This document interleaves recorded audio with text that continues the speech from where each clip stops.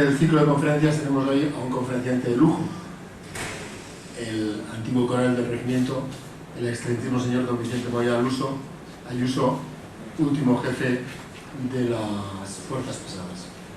El general nació en Madrid en 1946 y ingresó en la academia en 1966, siendo promovido al empleo de teniente con los mejores números de la promoción de 1970. Fue destinado a las mejores unidades del ejército, como la Legión, la Guardia Real o el mismo Regimiento Castilla. Ha participado en misiones internacionales de Yugoslavia, con el Saboya, como comentaba últimamente, y estuvo al mando de la Brigada Guzmán el Bueno y de la División Mecanizada Brunete número 1, y en ese momento fue cuando se transformó en el mando de Fuerzas Pesadas. Es diplomado del Estado Mayor del Ejército, Estados Mayores Conjuntos y en apoyo aéreo. Está en posesión de las más altas condecoraciones civiles y militares, tanto nacionales como extranjeras, tales como la Gran Cruz del Mérito Militar, la Medalla de Oro de la Defensa Nacional Francesa, la Encomienda de la Orden de Isabel la Católica, la Encomienda de la Orden del Mérito Civil y otras condecoraciones civiles y militares del Reino Unido, Noruega, Chile, Egipto, Zaire, etc. Es autor de diversos artículos y publicaciones del ámbito de la defensa, pero sobre todo es uno de nuestros coroneles. Muchas gracias, mi coronel. En general, bueno, pues buenas tardes a todos. Para mí es un honor estar aquí en estos días tan importantes del 125 aniversario del regimiento. Ayer no pude estar porque tenía Consejo Superior del Ejército y tenía que asistir. Bueno, pues entremos directamente en lo que va a ser la conferencia. ¿Las luces van a quedar así o apagamos algo, yo creo, no? Yo creo que habrá más contraste, seguramente. ¿No? Será mejor. Vosotros veréis hasta dónde. No, pero yo es conveniente que vea. Bueno, pues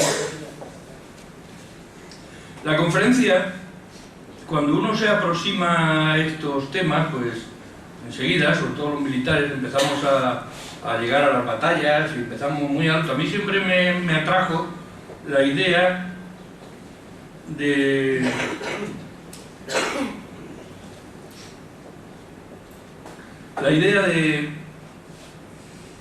ver cómo vivían aquellos hombres, cómo peleaban, qué hacían, o sea, bajar un poquito más hasta el nivel, que es lo que hoy vamos a intentar explicar, de lo que a mí me ha parecido más llamativo, que son, pues eso, estudiar a los países que tomaron parte en aquella terrible contienda, el ejército español, por supuesto, con los guerrilleros, el ejército inglés y el ejército francés. Vamos a hacer un primer brochazo de lo que era la situación internacional para centrarnos.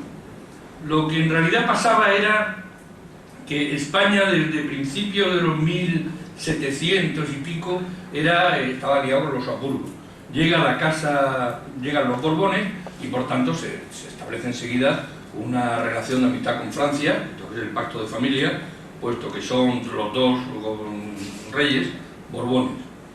Llega la Revolución Francesa en 1789, lo que ocurre es que se convierte en una república y además se produce la guillotina del rey francés. Con lo cual España cambia de bando y entra en guerra con Francia. Ahí, como lo que vamos a estudiar son los ejércitos, en esa guerra, la guerra de la Convención, ya hay un primer paso importante, porque los ejércitos españoles se portan francamente bien. Llegan a entrar en territorio francés, llevan la iniciativa, parece que vamos ganando, pero luego falta apoyo logístico y falta apoyo de la retaguardia política que no querían aquella guerra. Eso nos lleva a la paz de Basilea, que se hace con Francia, pero nos pone en contra de Inglaterra y de Portugal, país prácticamente que es como una pseudocolonia británica. Al mismo tiempo, esto va a ser muy breve, pero para situarnos, Napoleón se hace coronar ya emperador en 1804, vamos hacia 1808, nos vamos acercando muy rápidamente. Y en 1805 España sufre la derrota de Trafalgar. Las escuadras española y francesa aliadas sufren la terrible derrota de Inglaterra, que tiene como premisas o como consecuencias importantísimas que España pierde su poder naval, que Francia ya tiene que renunciar a su viejo sueño, que era invadir Inglaterra. Ya no tiene el dominio del mar, no puede llegar a Inglaterra. España, además, eso va a influir, luego lo veremos, en la logística de una forma clamorosa, hasta tal punto que, por ejemplo, cuando ya la guerra continúa y nos va muy mal y estamos prácticamente en Cádiz, asediados por los franceses, que es lo que nos queda, resulta que vivían mejor los asediados que los que estaban fuera, los sitiadores, porque los franceses lo tenían que traer todo por tierra, mientras que la marina inglesa llegaba a Cádiz y traía víveres y se vivía pues, muy normal en la ciudad, como cosa curiosa. Eso además hará que Francia esté siempre ya sujeta a una logística, luego lo veremos, terrestre, con lo cual los guerrilleros continuamente cortarán las vías de comunicación y tendrá mucha importancia en la guerra. Así que como ya Napoleón no puede llegar a Inglaterra, decide enfrentarse a Inglaterra de una forma indirecta, mediante un bloqueo que acabase con su comercio internacional y la Oasis. Para conseguirlo, ordenó a España cooperar con el envío de una división, una fortísima división de 15.000 hombres, al mando del general de la Romana, uno de los marqués de la Romana, general Caro, uno de nuestros más brillantes generales, para ocupar los puestos por Dinamarca, bloquearlo e impedir, con otras tropas francesas que bloqueaban toda Europa, impedir que los ingleses pudieran comercializar. Pero ese bloqueo implicaba además enfrentarse a Portugal, porque Portugal no quiso entrar en ese juego, puesto que Portugal era un aliado fiel de Inglaterra. Este planteamiento, por tanto, fue determinante para España, que se vio mezclada en la grave crisis entre las dos grandes potencias, Francia e Inglaterra, y se vio obligada, solo por sobrevivir, porque las dos potencias grandes eran Inglaterra y Francia, a firmar el Tratado de Fontainebleau. Estamos ya en octubre de 1807, estamos muy cerca, por el que se repartía Portugal con Francia y fundamentalmente por el que se permitía el paso de un ejército francés de 25.000 hombres y 3.000 caballos por tierras españolas para ocupar Portugal. Punto importante. Un ejército francés estaba autorizado a entrar y pasar directamente para Portugal con tropas nuestras, que también fueron otros 15.000 hombres, que con los otros 15.000 quiere decir que tenemos 30.000 hombres empeñados prácticamente fuera de la defensa nacional. Vamos a hablar entonces ya directamente de cómo eran los ejércitos y empecemos con el español. Su presencia en la sociedad era muy importante. Todas las ciudades tenían guarniciones, con los cuarteles integrados entre la población. Se trataba de soldados profesionales, organizados y reglamentados eficazmente y hacía muy poco tiempo, durante el reinado de Carlos III. Casi todos los reglamentos son de 1803-1800. Los ejércitos españoles de 1808 eran de una calidad aceptable. Esa ya es una opinión mía. Como ahora veremos, es un tema muy controvertido. A la hora de juzgar al ejército español intervienen muchos factores, incluso interviene la política. Interviene si son los ingleses que dicen, bueno, la victoria ha sido nuestra y los españoles nos han ayudado poco. Si son los franceses, ellos no quieren reconocer la guerra que han tenido con España, porque para ellos ha sido una guerra desleal. Ellos han entrado como aliados y de pronto nos han conquistado. Claro, eso no era presentable. Entonces ellos solo dicen que han luchado contra los guerrilleros, contra una serie indeseable, que no tenían ética militar y tal. Tampoco quieren reconocer al ejército español. Por otro lado, incluso dentro de España, los partidos liberales, conservadores, derecha e izquierda, apoyaban más o menos, incluso el primer centenario, han pasado el segundo, el primer centenario, recordemos que era de 1906, era muy poco después de los desastres de Cuba y de Filipinas, y el ejército estaba mal visto. Entonces había una corriente antimilitarista brutal en la sociedad, y también en aquel centenario lo que ha quedado escrito, pues ha quedado mal. Inglaterra realmente habla de unos ejércitos que son los que ellos encuentran cuando ya entran en la guerra, que es en 1809. Yo estoy hablando de los ejércitos primeros. El que gana en Bailén, el que resiste en Zaragoza, el que puede ganar alguna otra batalla y no las gana. Pero hay que insistir, en los que combatieron al principio de la guerra, como digo, en Bailén, Zaragoza, que fue un ejemplo de heroísmo y de buena organización, eran otra cosa, como demuestran los elogios que mereció el ejército, que he citado, de 15.000 hombres del marqués de la Romana, en Dinamarca, para cerrar el comercio inglés. A la vista de estas tropas, comprendo las grandes hazañas de los ejércitos de Carlos V y veo que estos soldados son capaces de repetirlo, decía el rey de Baviera, revistando el regimiento Zamora. Al mando de aquel ejército había unos oficiales generales de una calidad muy parecida a los del resto de Europa, donde procedían en su mayor parte de la nobleza, que era la más ilustrada, porque buscar gente que estuviera un poquito culta no era fácil, y cuya experiencia de combate era escasa. Los generales franceses eran diferentes, ya que ascendían por méritos de guerra. Napoleón decía que cada uno de sus soldados llevaba el bastón de mariscal en la mochila. Esto a los ejércitos franceses les generaba bravísimos generales, pero en ocasiones con poco raciocinio. El sobrecargado escalafón del generalato en 1808 se componía de un generalísimo, Godoy, 5 capitanes generales, 87 tenientes generales, 127 mariscales de campo, generales de división, ahora hablaremos de esto, y 212 brigadieres. Los batallones eran solo 198, había muchos generales. Ya anticipo que los generales eran, en España, era teniente general, no había general de división, era mariscal de campo, nombre la verdad que mucho más rotundo, ¿no? Pero, ojalá hubiera sido mariscal de campo, pero es precioso, ¿no? ¿Dónde vas a comparar? Y en vez de general de brigada eran brigadieres. Los franceses sí tenían general de brigada, sí tenían general de división, pero lo que no tenían eran tenientes generales, que llamaban mariscales. O sea que sus mariscales, el bastón de mariscal que llevaban en la mochila era para llegar a teniente general. Los nuestros eran mariscales de campo, que eran generales de división. Bien.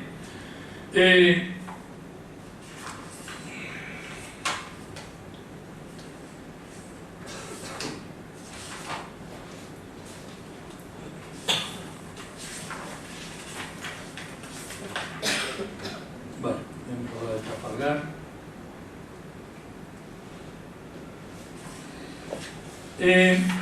Esto es una diapositiva del Regimiento Jaén para explicar un poquito mi pasión por este tema, porque el primero de mis antepasados, del que tengo noticia, y además documentado de una forma curiosa, porque no es fácil tener documentación, era precisamente sargento en el Regimiento Jaén, peleó en Bailén, fue herido, ascendió a sargento primero y luego pues siguió las campañas y murió no muy lejos de aquí, en la batalla de Medellín, donde desapareció.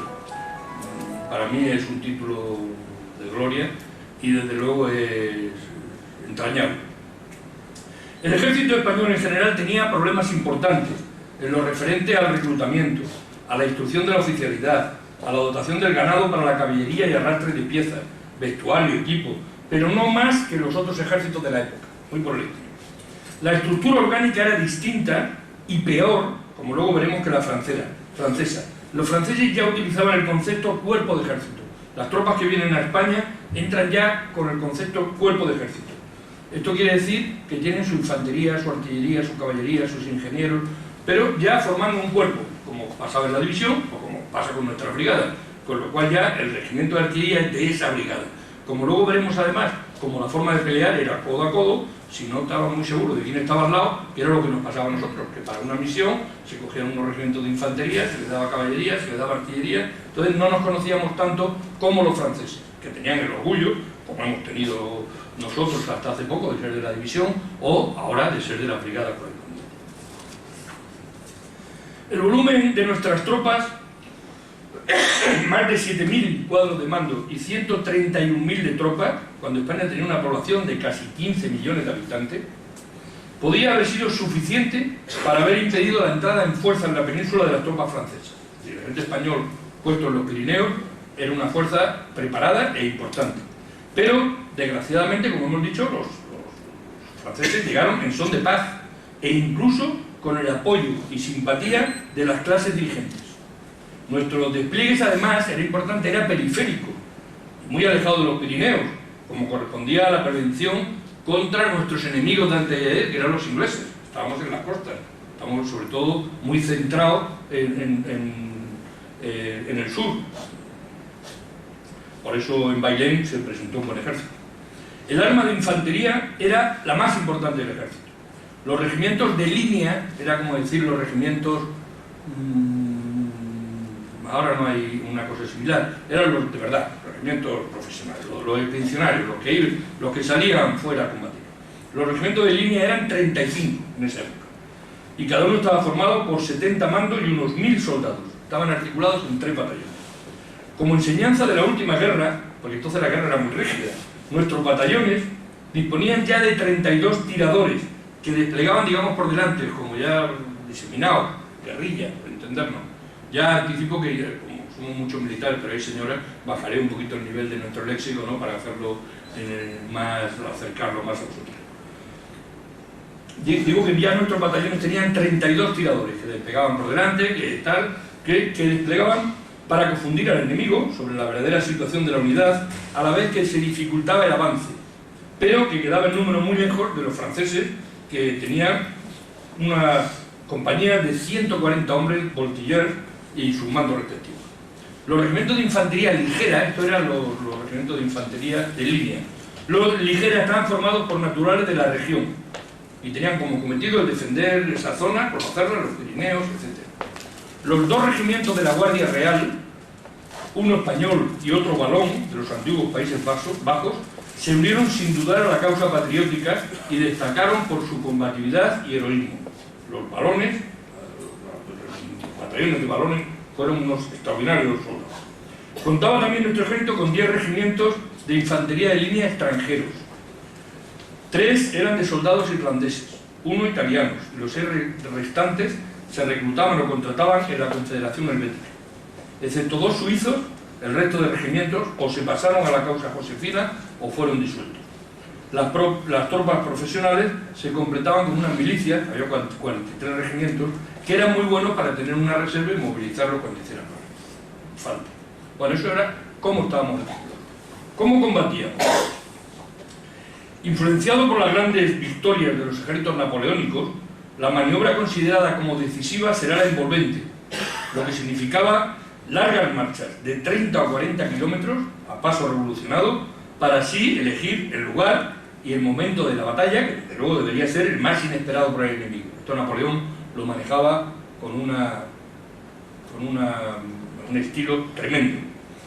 En la batalla de Bailén, por ejemplo, Castaños, que está en Arjona, prepara una maniobra envolvente contra Dupont, que está en Andújar, la típica maniobra, es decir, 2 divisiones avanzan hasta Bailén, se reúnen allí, forman una sola división y envuelven, maniobra envolvente, contra... Luego nunca se llevó a cabo porque lo que ocurrió es que Dupont empezó a marchar hacia Bailén y se encontró a estas 2 divisiones desplegadas en Bailén y la batalla, ni Castaño llegó a tiempo, ni llegó los franceses de Beder, que se habían ido muy arriba. Al final fue un encuentro entre Dupont y Reding, nuestras tropas puestas como una muralla, los otros queriendo escaparse hacia arriba ya para volver a Madrid, y que no, ahí con 40 grados a la sombra, etc. Bien, bajamos un poco. En cuanto a la táctica a seguir por nuestras unidades, el modelo era, aunque ya algo anticuado, el de las disciplinadas tropas prusianas, a los que se unía el recuerdo de nuestros imbatibles tercios, que era disciplina pura y dura. Para el ataque había que decidir entre las 2 grandes formaciones de siempre, o la línea o la columna. La línea, la vemos aquí, tiene mayor potencia de fuego. Cuando los primeros hacían rodilla en tierra, pues fijaros las de bocas de fuego que podrían salir por ahí. Pero tenía menor control en la formación, era muy difícil mantenerlo todo alineado sin que uno se te fuera y se produjera ahí un agujero por donde la caballería pudiera entrar. La columna, en cambio, tenía grandes posibilidades de reiterar esfuerzos, es decir, los propios jefes oficiales desde atrás, venga, adelante, adelante, y seguían insistiendo, entonces tenía como mucha capacidad de penetración. Era muy apta, por tanto, para romper formaciones enemigas y fácil de mandar. Aunque, como es fácilmente comprensible, con poca potencia de fuego, solo las primeras líneas, los primeros hombres. Siempre necesitaba fuerte apoyo artillero, la columna, porque según Napoleón, la columna no puede romper a la línea, que era la que normalmente defendía, a menos que esté apoyada por fuego de artillería superior, es decir, después de haber sufrido un fuerte desgaste. Gran parte de la instrucción se dedicaba a las marchas, a una media de 75 pasos por minuto, 120 en el paso de carga. Según se iban acercando al enemigo, iban aumentando la velocidad. De día y de noche, y en las peores condiciones climatológicas. Ahí venía la sorpresa. Si eras capaz de hacer una maniobra envolvente, presentarte por donde nadie te esperaba, eso si lo hacías de noche, ya el gran capitán lo hizo en sus grandes batallas. Las jornadas habituales alcanzaban los 30 o 40 kilómetros por día. Pegaban bien. Claro, el aprovisionamiento de calzado era prioritario en la logística de campaña. El cálculo francés, por ejemplo, cuando les echamos, después de 1808, les echamos al otro lado del Ebro y ya tiene que traer tropas entrenadas de Centro Europa, el cálculo francés para llegar a España desde Centro Europa era 6 pares de zapatos por soldado. Era un volumen importante y una capacidad logística difícil de ver. En la defensiva, el orden de batalla se constituía con 2 líneas y una reserva. En la primera línea desplegaban las unidades, a su vez en línea, con toda la potencia de fuego al centro, adelante. Y con la artillería, que entonces era de tiro tenso, no es como ahora que la artillería puede tirar por encima de las tropas. Entonces era tiro tenso, por tanto tenía que estar intercalada entre nuestra infantería. Además los artilleros, que eran, luego lo veremos, una de las unidades quizás mejor preparadas de nuestro ejército, tenían a gala, cuando recibían por ejemplo ataques de caballería en otros ejércitos, abandonaban las piezas y ellos se recluían entre nuestras unidades. Nuestros artilleros tenían a gala el no abandonar las piezas, con lo cual eran acuchillados, perdiendo un personal de difícil reposición. A 300 pasos, como vemos aquí, había una segunda línea, también en columna, para acudir rápidamente a tapar agujeros, y luego una reserva. Yo he puesto aquí caballería, como podía haber puesto otras cosas, da igual que sean batallones, regimientos, para hacernos una idea de cómo formaba. La tropa formaba por estatura, como siempre. Los más altos en primera fila, ya está. Los más bajos en tercera. Perdón. Para disparar, la primera fila lo hacía rodilla en tierra y las otras 2 en pie, la tercera ligeramente desplazada hacia la derecha, por lo cual había 3 bocas de fuego desde cada línea. La distancia entre filas era de 1 pie y el intervalo entre hombres el tacto de los codos, totalmente pegados. Un batallón de 600 hombres así, lo habitual, formado en línea, ocupaba un frente inferior a 200 metros. Le contaba al coronel, viniendo en el coche, que la emoción que da, por ejemplo, cuando yo voy a Bailén y veo dónde pelearon, pues no digo que descubra el árbol donde estaba mi antepasado Francisco Moyá, pero casi, porque era una columna tan cerrada que pues, por aquí fue, por eso te produce una emoción tremenda. Era básico el saber formar rápidamente, en caso de amenaza de verse envuelto, cuadros cerrados, hombro con hombro y en todas direcciones. Que con la primera fila rodilla en tierra y la bayoneta calada, y las filas siguientes abriendo un fuego cerrado, impidiera las cargas de la caballería. Estos cuadros, si estaban formados por infantes profesionales, que sabían que la alternativa a ceder era una muerte casi segura, casi siempre resultaban inaccesibles para los caballos, que no obedecían los intentos de echarse encima de los jinetes, porque veían las armas. Sí, en cambio, eran muy vulnerables al fuego artillero. Esta diapositiva no es muy clara, pero a mí me gusta mucho porque es un cuadro, en este caso francés o inglés seguramente, roto por una caballería y ya, pues, ya una vez que se ha roto, ya estaba todo dicho. Es muy interesante el manejo del fusil y explica muchas cosas. El infante de línea iba armado con fusil de chispa, de 18 milímetros de largo sin bayoneta, pesaba unos 4,5 kilos. Ellos eran gente muy fuerte, por eso se preparaban. Que cargaban por la boca. Las balas esféricas de plomo, de unos 30 gramos, con unos procedimientos reglamentados que contaba con más de 10 movimientos. Era necesario sacar la cartuchera, que llevaba en mandolera un cartucho de estos. Llevaba unos 60 cada fusilero. Para morderlo, rasgarlo y poner con el fusil horizontal en la cazoleta, previamente descubierta una pequeña cantidad de pólvora, poner el resto, papel incluido, todo, dentro del cañón y apretar con la baqueta. Muchas cosas podían fallar. Los novatos ponían 2 cartuchos y reventaban el cañón.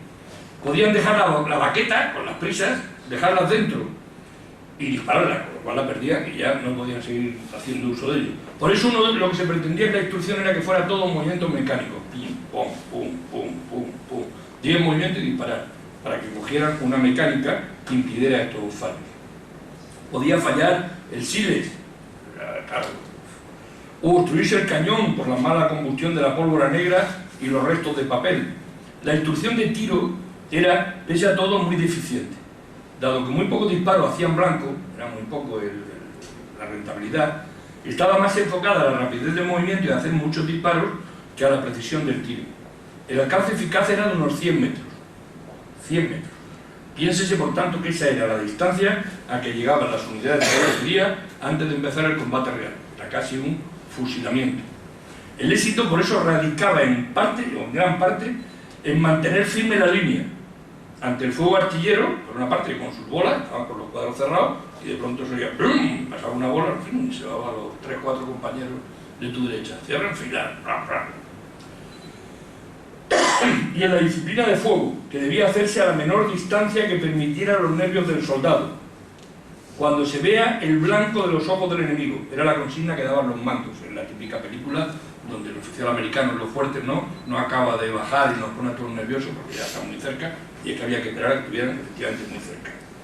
Hay una película muy bonita, a mí me gusta mucho en este sentido, lo explica muy bien, que es El Patriota, de Mel Gibson, que prácticamente lo que él quiere, porque es un batallón de novatos y tal, lo único que le pide es hacer un segundo disparo, porque lo normal era disparar, y una vez que habían disparado, pues imagínense el futuro que les esperaba, ya a 100 metros, y ahora tengo que hacer aquí no sé cuántas cosas, pues cundía el pánico y si se había un agujero por un lado. Entonces, en la película del Patriota él lo que les pide es que hagan un segundo disparo, con lo cual les obliga a mantener la línea. La caballería en España acusó siempre la endémica falta de caballos y la mala calidad de las escasas monturas de que se disponían. La de línea apenas existía, pues la pesada, unidades de coraceros, no se podía organizar ya que los caballos eran de pequeña alzada y no se disponía de corazas y cascos para los jinetes. La caballería española era fundamentalmente ligera, húsares y cazadores o lanceros, para los que nuestros pequeños y resistentes caballos eran muy adecuados. Los lanceros de Jerez, elevados a la categoría de mito por la literatura romántica, participaron en una carga inicial en la batalla de Bailén, con gran ardor patriótico, pero poca preparación militar. Muy pocos sobrevivieron. Sin embargo, tiene, bueno, un halo de, ¿no? Y nos han contado tanta historia de los... eran muy poquitos, eran los que lanceaban a los toros en la realidad, le pusieron unas picas en la punta y con un amor patrio, más con esta figura tan bonita, ¿no? Preciosa, con su bota incluida, pues cargaron, pero casi ninguno volvió. Los húsares eran unidades de reconocimiento y exploración. De origen croata, sus vistosos uniformes se combinaban con una extraordinaria ferocidad que los hacía temibles. El más famoso general de húsares francés, Lasalle, que era un tipo muy pintoresco, decía que si uno de ellos seguía vivo, un húsar seguía vivo, con 30 años, es que era un mamarracho. Tanto presumir de que eres tan valiente, y ahí sigue imposible, ¿no? Casi se puede dar una conferencia de este general Lasalle, que nos dio continuamente en muchas de las batallas, cuando aparecía la caballería de Lasalle, nos hizo muchísimo daño a lo largo de toda la guerra. Era un tipo curiosísimo, era mujeriego, borrachín, simpático, dicharachero. Él era oficial cuando Napoleón cuando la Revolución Francesa, pero entonces a todos los oficiales los degradaron y los pusieron de soldados. Volvió de soldado y volvió a ser oficial e impresionó a Napoleón en una ocasión en que había que llevar un parte y Napoleón tenía mucho interés y él, que era un joven teniente, cogió el parte y por mitad de toda la batalla llegó y representó ser. Claro, se quedó impresionado, ¿no? Era un tío tan curioso que organizó incluso una sociedad de alcohólicos, pero no para redimirse, sino para seguir bebiendo y era un pirata el tío. Los lanceros eran excelentes en la explotación del éxito para lancear enemigos en movimiento. Es decir, muchas de las batallas, cuando ya las tropas se rompían los cuadros y ya iban tal, pues los lanceros iban alanceando. Los dragones, este es un uniforme amarillo de Numancia, eran en realidad infantería a caballo. Eran muy útiles porque, dotados con los mismos mosquetes que los infantes, podían desplazarse a caballo con gran velocidad, cambiando el centro de gravedad de la batalla a voluntad del mando, lo cual era un arma para el jefe impresionante.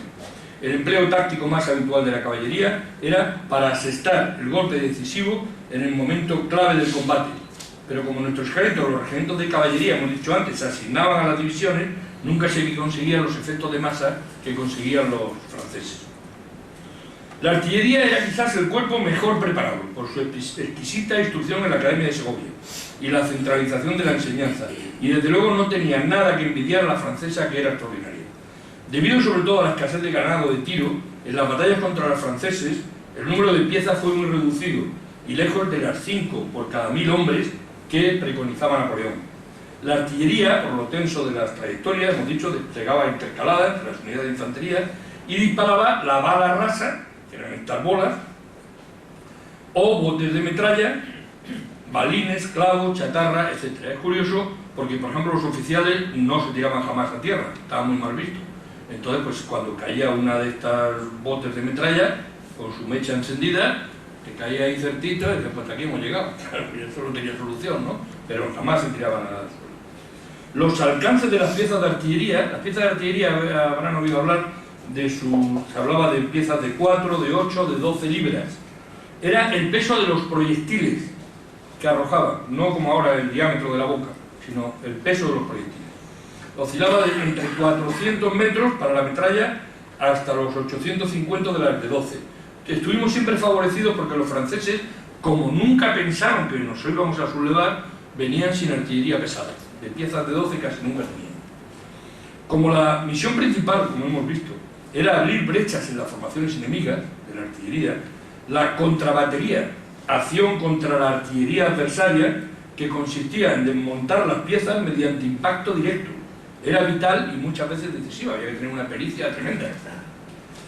En la victoria de Bailén, por ejemplo, influyeron decisivamente porque nuestra artillería prácticamente desmontó una por una las piezas de artillería enemiga. Es decir, había que darle a la pieza enemiga, que le daban una rueda, ya se quedaba de lado, ya esa no valía. Aunque el arma de ingenieros militares databa de 1711 con Felipe V, sus actividades se reducían a la fortificación y construcción militares, siendo en 1802 cuando se crea por primera vez un regimiento de zapadores minadores, es decir, cuando empiezan a actuar en campaña.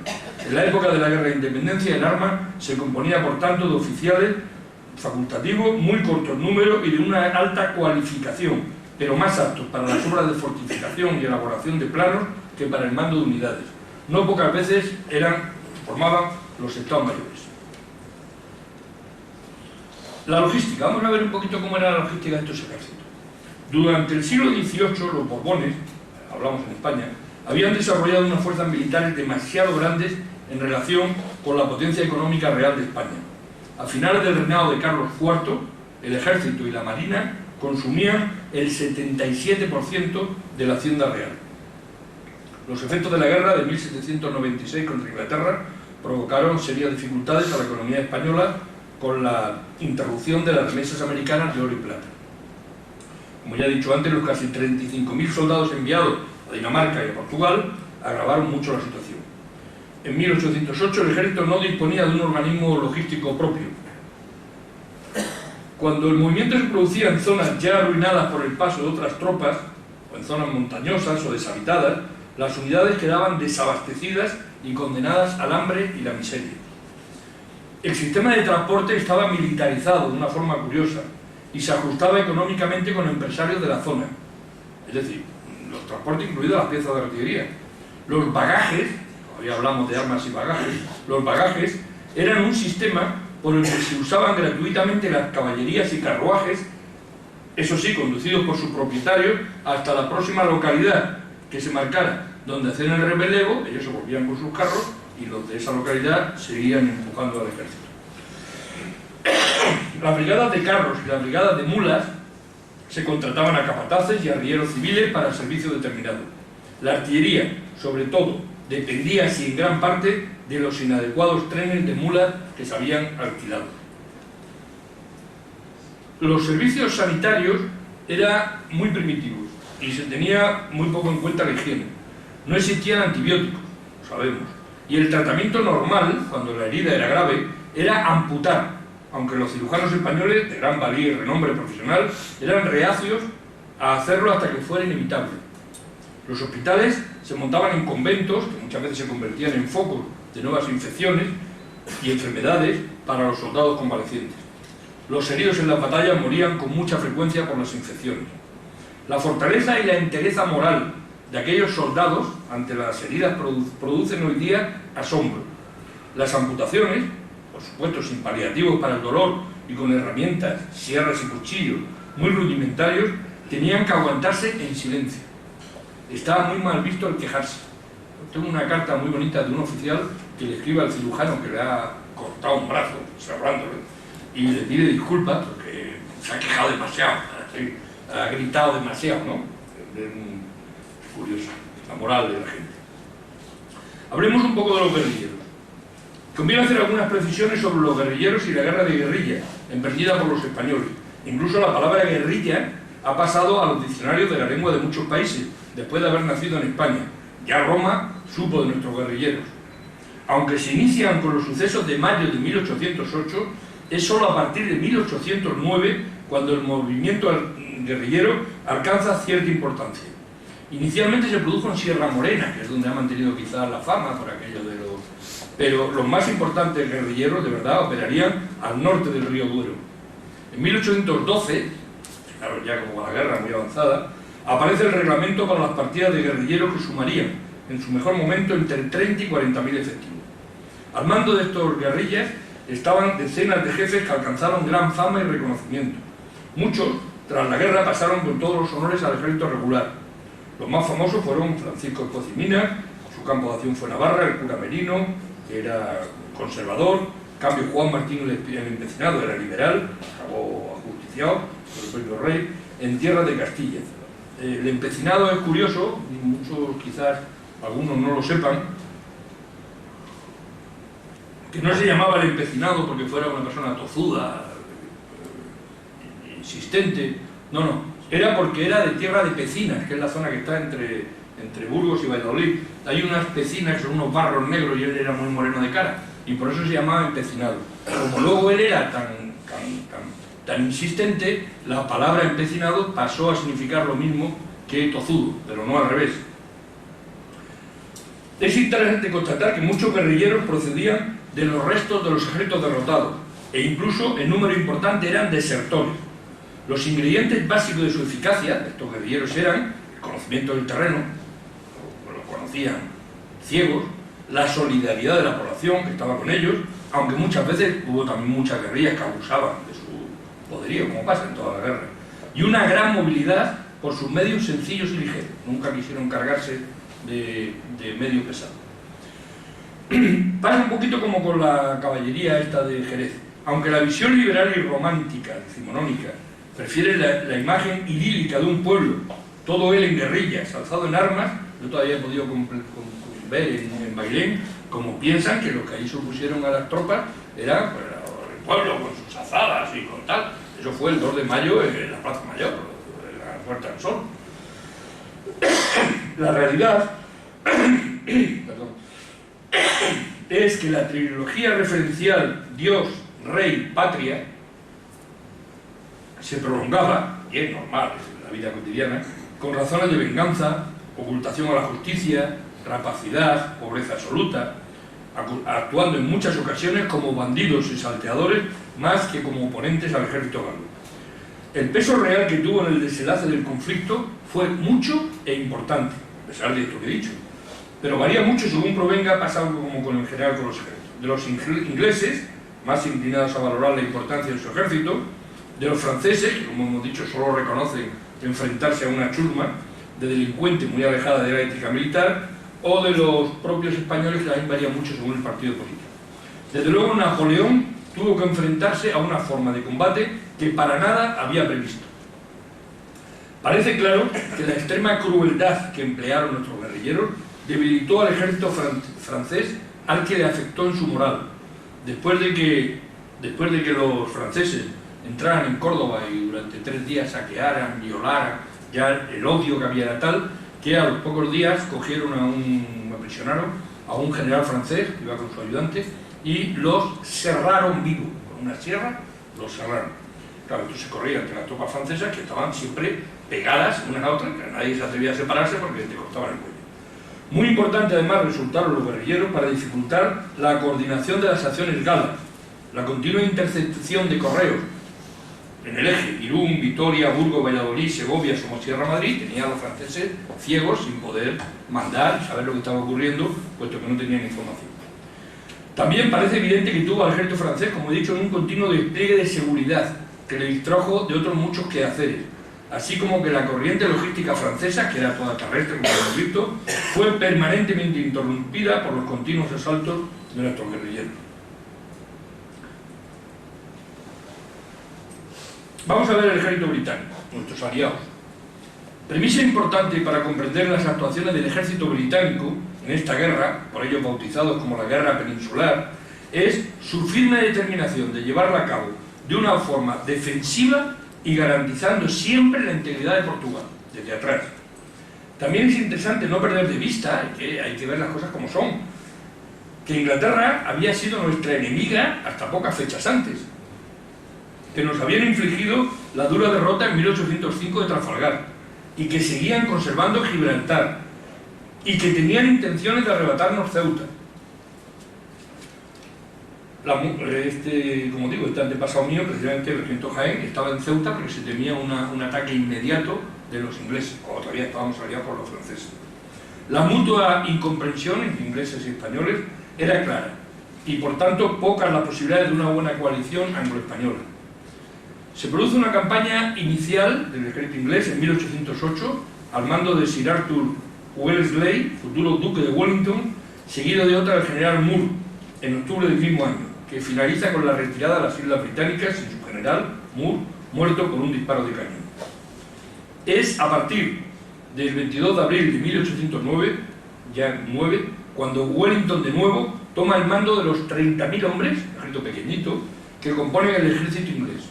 Y sabedor de que los españoles mantienen permanentemente empeñadas a la fuerza francesa, todos nuestros guerrilleros, y que por tanto no podrán concentrarse en el volumen adecuado para derrotarle, y con las entradas naturales a Portugal, Badajoz y Ciudad Rodrigo en su poder, solicita autorización del secretario de Estado de la guerra para, siempre sin desentenderse de Portugal, extender las operaciones a España. Después de una brillante campaña, Wellington es nombrado el 22 de septiembre de 1812, con la victoria de Arapiles ya, por las Cortes y con la aprobación del gobierno inglés, generalísimo de todas las fuerzas españolas e inglesas que combaten al francés, cosa que nosotros no habíamos sido capaces. Los políticos nunca habían aceptado el mando de un general jefe de todas las tropas. Cada junta provincial manejaba su ejército y eso nos llevó a terribles derrotas por llegar tarde, por no entenderse, por no hacer caso el uno al otro. El más competente de los generales que combatieron en nuestro suelo, Wellington, era despectivo y frío en el trato personal. No entendió nunca nuestra forma de actuar y salvo raras excepciones, como con el Marqués de la Romana o como con el propio Castaños, tuvo pésimas relaciones con nuestros generales, muy especialmente con Cuesta. Su ejército, que llegó a alcanzar los 76.000 hombres, de ellos 28.500 portugueses, pero solo soldados, porque los oficiales también eran ingleses, tenían una pobre artillería, los ingleses, carecía casi por completo de zapadores y su caballería, corta en número, actuó muy poco. Era en la infantería, posiblemente la mejor de la época, donde residía el poder del ejército inglés. De una disciplina extrema, hacía uso de sus armas con una eficacia extraordinaria. Elegía sus posiciones, y esto era novedoso en aquellos tiempos, en contrapendiente, al otro lado, o en ligeras elevaciones que mantuviesen a sus unidades protegidas del tiro tenso de la artillería, lo que era muy valorado por sus soldados, pero muy peligroso. Estas posiciones, como digo, eran posibles gracias a la adecuada instrucción de sus unidades, que eran capaces de pasar rápidamente al otro lado de la pendiente y disparar desde dos filas con gran volumen de fuego o formar cuadros rápidamente, pero claro, esos movimientos había que estar muy seguros de saber hacerlo. Solo lo podía hacer una unidades muy disciplinadas, como eran las inglesas. La infantería inglesa, de hecho, nunca cedió ni rompió sus cuadros en nuestra guerra ante los franceses, bien en las ardorosas cargas de los jinetes, que era tremenda la caballería francesa, o ante el ímpetu de las columnas de infantería. Wellington siempre mantuvo su libertad de acción, combatió donde y cuando quiso, poniendo la defensa de Portugal y la seguridad de sus hombres siempre por delante de los intereses españoles. Las tropas británicas, además, fueron, como hemos dicho al principio, las mejores abastecidas logísticamente, bien porque los suministros le llegaban de las islas, sin ningún problema, en una situación de dominio absoluto de los mares o porque pagaban con cierta normalidad a los proveedores, cosa que no hacían los franceses. Veamos el ejército francés. Al iniciar la guerra de la independencia, aquí puede haber alguna sorpresa para algunos, supongo. Al iniciarse la guerra de la independencia, las fuerzas francesas, la Grande Armée, el gran ejército, parece imbatible y han alcanzado un considerable volumen gracias al reclutamiento obligatorio establecido por la Revolución, que entre los años 1800 y 1812 llamó a fila a 1.200.000 hombres, alcanzando un máximo de 600.000 antes de la invasión a Rusia. A los nuevos soldados no se les proporcionó entrenamiento previo, sino que se mezclaron con los veteranos voluntarios de la Revolución, con lo que resultó un ejército que, motivado por la libertad, la igualdad y la fraternidad, era poco proclive a la disciplina, que era suplida con creces con una moral de combate, una fe en la victoria y una extraordinaria devoción a la figura del emperador, lo que les hacía imbatibles.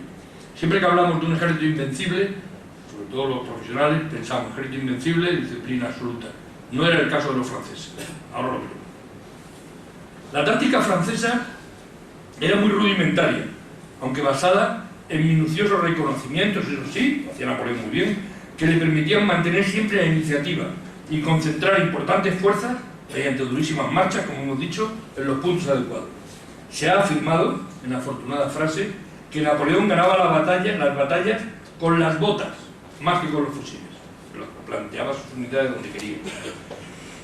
El modelo de la excelente infantería prusiana o inglesa, basada en el orden de sus formaciones y con una extraordinaria disciplina, no era de aplicación, como se ha dicho, para el aluvión de voluntarios franceses dispuestos a combatir con más entusiasmo que preparación, lo que hacía imposible el uso de formaciones rígidas. De la necesidad se hizo virtud.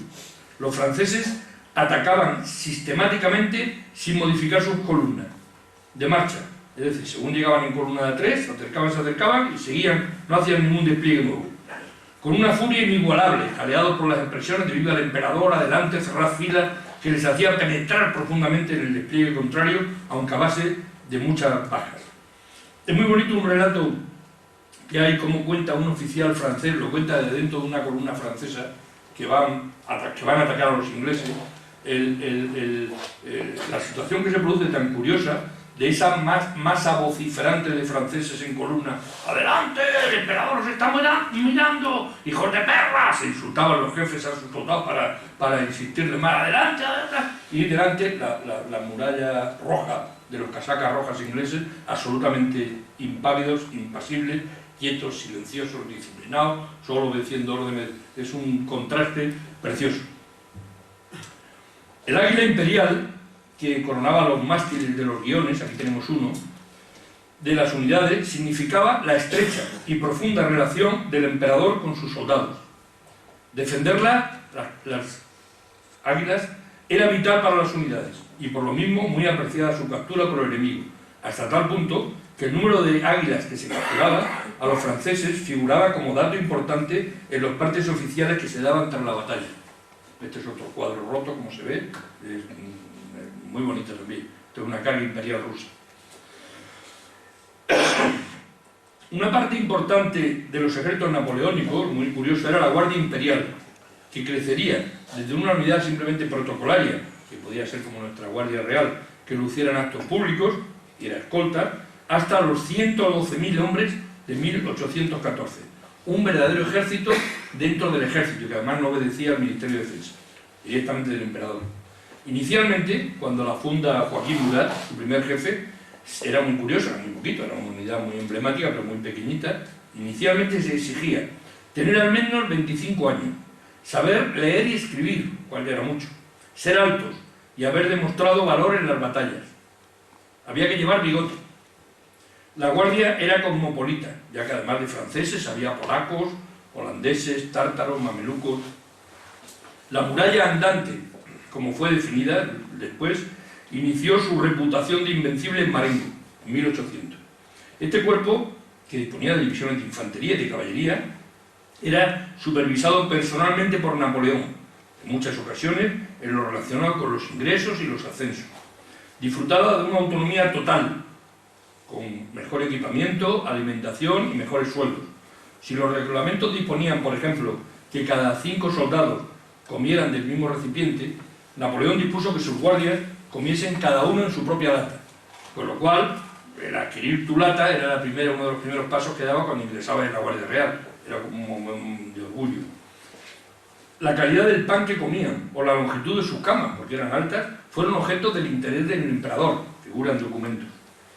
Esa diferencia la distanciaron de la infantería de línea, que fijaros qué tremendo era, que tenía incluso órdenes de detenerse y presentar armas cuando se cruzaran con unidades de la Guardia.